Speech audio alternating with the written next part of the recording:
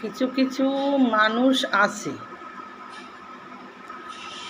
লোমড়ি আর শিয়ালের মতো,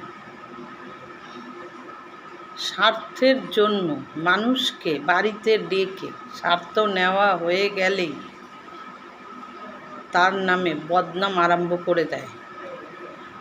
তাকে সবার কাছে বদনাম করে খারাপ করে দেয়। এটা সবার সঙ্গে করে ওইসব মানুষরা, কারণ ওদের ওইটাই স্বভাব। কাউকে তো কোনো দিন উপকার করবেই না।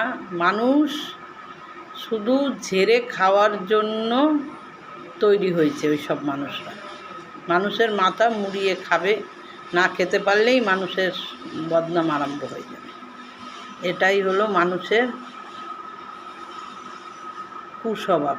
অনেক মানুষ এগুলো জন্ম থেকেই শেখে।